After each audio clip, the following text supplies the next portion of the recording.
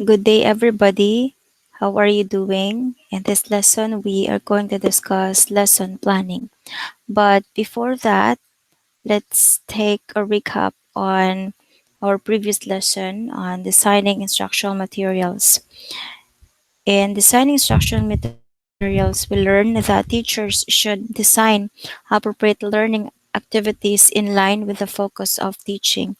On the basis of low starting points, small steps, diversified activities, and instant feedback, teachers should encourage learners to participate actively during the learning process to help master the skills and methods of collaborative learning. Diversified teaching activities such as situational teaching, competitions, collation of information, discussion, oral reporting, games, production of crafts, figures, models, role playing, recording, visit, and experiments may help learners enhance their interest in learning, stimulate their thinking, and reinforce the effectiveness of teaching. Teachers then should exercise their discretion in the appropriate use of teaching aids.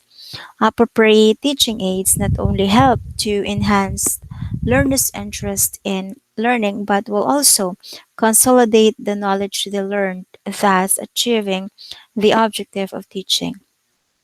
Common teaching aids are concrete objects, figures, models, word cards, number cards, and visual audiovisual equipment such as tape recorder, headset, wire-free induction loop system, and many other multimedia teaching aids. When designing and using teaching aids, teachers should first consider their practical use and assess whether the aim of remedial teaching can be attained, and that the design and organization of teaching materials should be learner oriented. They should be selected and collated systematically to serve the purpose. Now let's go to our objectives for today's lesson. We'll have first recap on the concept of designing instructional materials, recall the purpose of remedial teaching program, discuss lesson plan and its parts, and at the end of this lesson, you will be asked to make your own lesson plan. Okay, before we get to down to the business, let's take a look back on the very purpose of remedial teaching program. Etymologically, guys, remedial is derived from the word remedy, which means to heal, to repair, to fix, and to repeat. In a more specific definition, like Cheng, Silvarahan, and et al., argued that remedial teaching is conducted to provide the students who cannot keep pace with the process of teaching and learning in normal classroom activities with the opportunities to get them at least similar results with those who already reach the targeted score or performance. In line to that definition, Kashdan and Pomfrey in 2006 believed that remedial teaching is an effort to help students who need pedagogical or didactic assistance, probably due to a certain learning or behavioral problem. Another another definition made is that remedial teaching is conducted to provide the students who cannot uh, pace with the process of teaching and learning in regular classroom activities, and that it is hoped that with the remedial teaching program, the students can get back to that regular class, and it is also hoped that with the problem being addressed, it will not reoccur. Remedial education programs are defined in our previous lessons, particularly in the period as specific educational interventions aimed at addressing learning needs of a targeted group of learners who are lagging behind academically or not mastering specific competencies in the early grades. They can be an important element among the efforts to improve educational outcomes of low performing students of different ages in a very diverse environments, particularly the most disadvantaged learners. In order to get the maximum result of remedial teaching, Machman in 2005 suggested seven procedures of conducting remedial teaching. First is diagnosing students' learning difficulties. Second is deciding the actions dealing with students' problems. Third is providing students with counseling. Fourth, conducting remedial teaching to repair students' achievement. Fifth, measuring students' achievement. Sixth, re-evaluating and re-diagnosing. And lastly, optionally, is enriching. Okay, in this section, we shall now discuss um, the importance of lesson planning. Lesson planning is at the heart of being an effective teacher. It is a creative process that allows you, future educators, to synthesize our understanding of, particularly in our case, second language acquisition and language teaching pedagogy, with our knowledge of our learners, no, the curriculum and the teaching concept.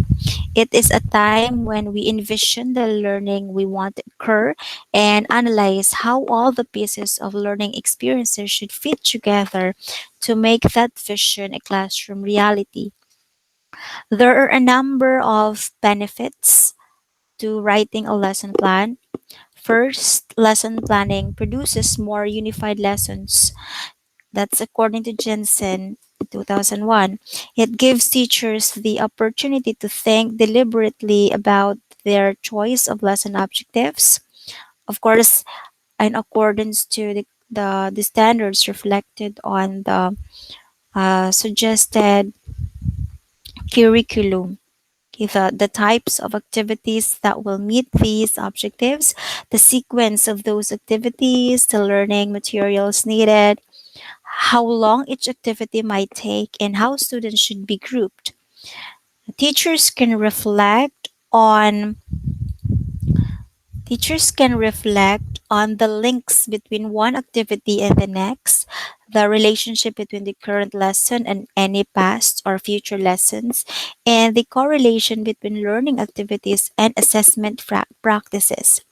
Because the teacher has considered these connections and can now make the connections explicit to learners, the lesson will be more meaningful to them.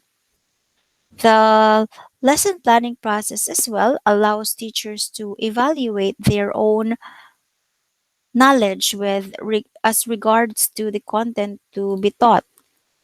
That's according to Reed and Mitchell in 2010.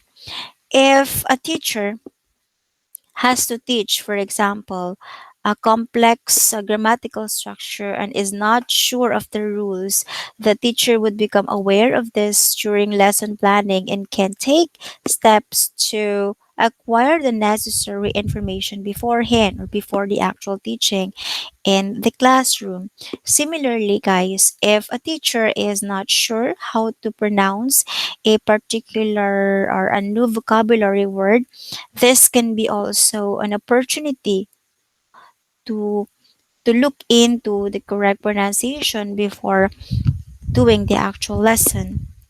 The opportunity that lesson planning presents to evaluate one's own knowledge is particularly advantageous for teachers in English for specific purposes because these teachers have to be not only language experts, yes, as we are expected to, but also familiar with different disciplines like business, engineering, or law, fields that are or fields that use language in specialized ways.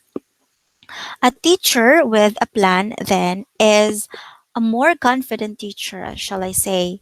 The teacher is clear on what needs to be done, how and when. The lesson will tend to flow more smoothly because all the information has been gathered and the details have been decided upon beforehand. The teacher will not waste class time flipping through the textbook, thinking of what to do next, or running to make photocopies, for example.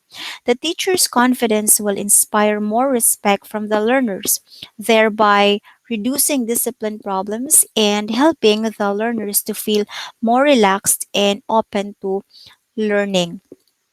Some teachers feel that lesson planning takes too much time. That is very true, that's reality. Yet, lesson plans can be used again in whole or in part in other lessons, months or years in the future. Many teachers keep files of previous lessons they have already taught when they then draw on to facilitate planning for their current classes. In other words, guys, lesson planning now can save time later. Lesson plans can be useful for other people as well.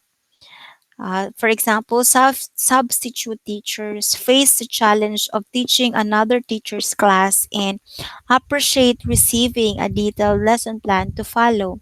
Knowing that the substitute is following the plan also gives the regular classroom teacher confidence that the class time is being used productively in his or her absence.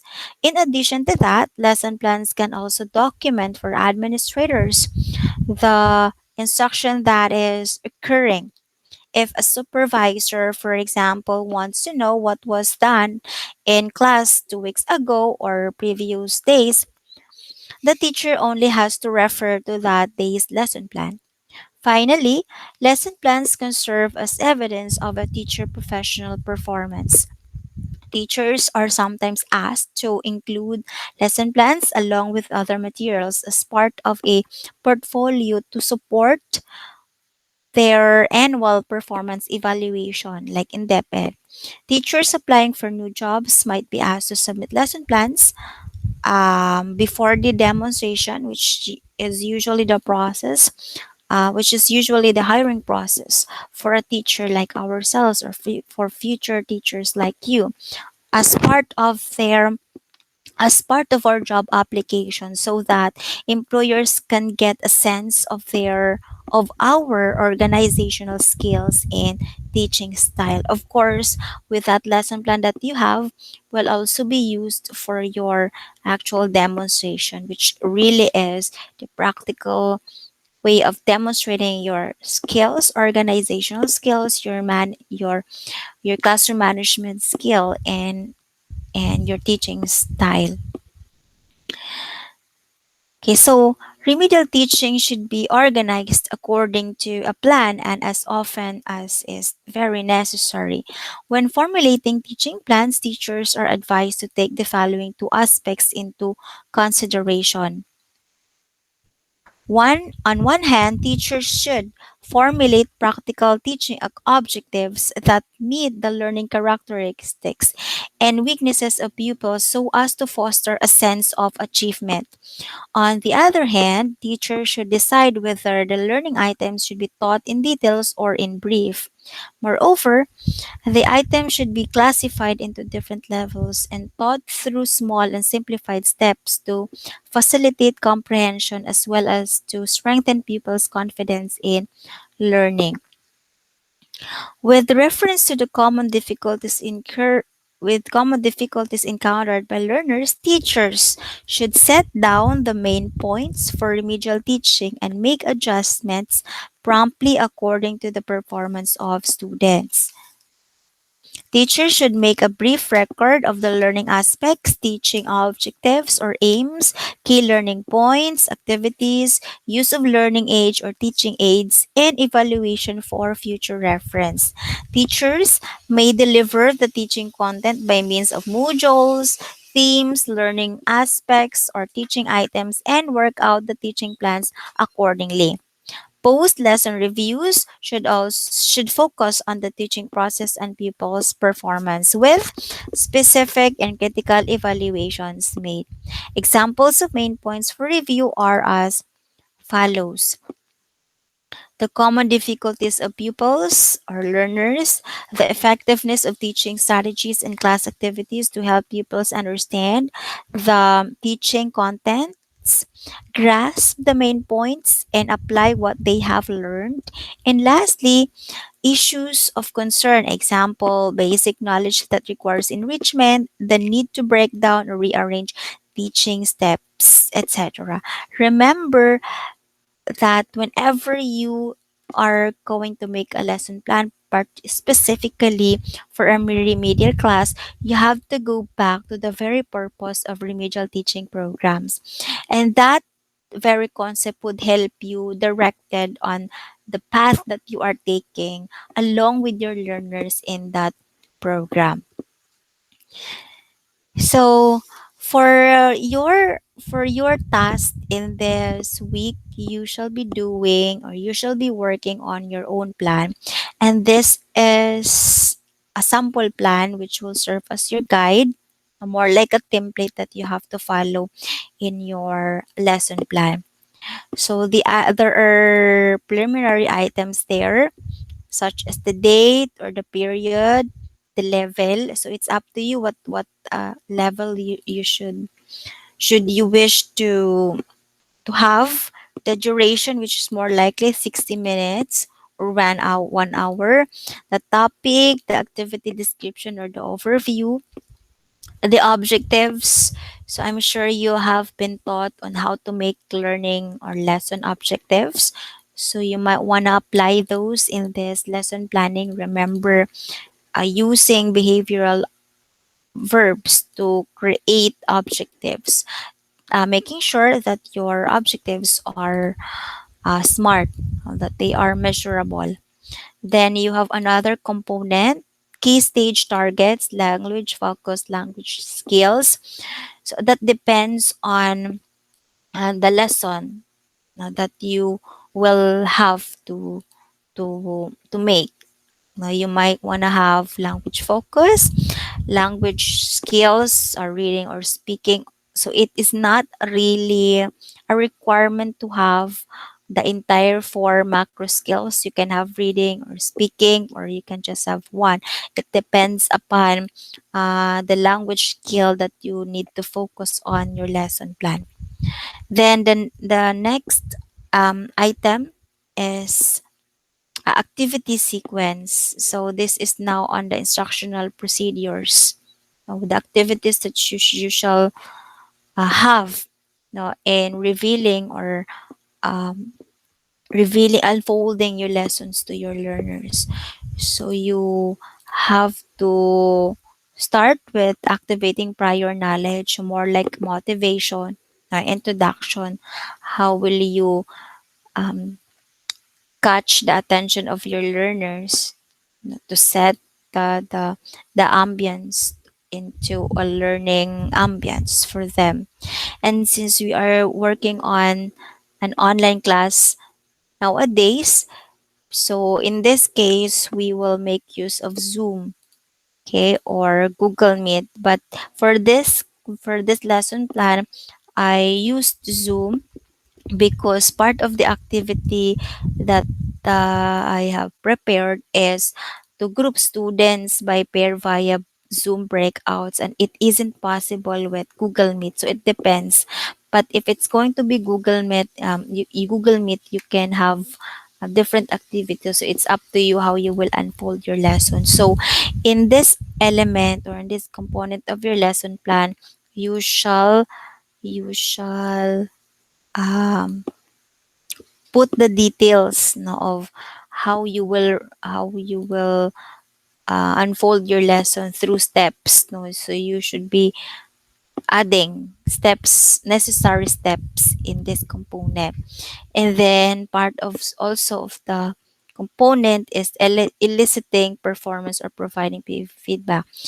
So most more likely what you will have to do in this part of the lesson plan is to include questions, no, eliciting questions that would elicit or um, that would help you ask feedback from your learners, no, facilitating whether they they are following what you are uh, discussing to them, or particular with the activities that you have.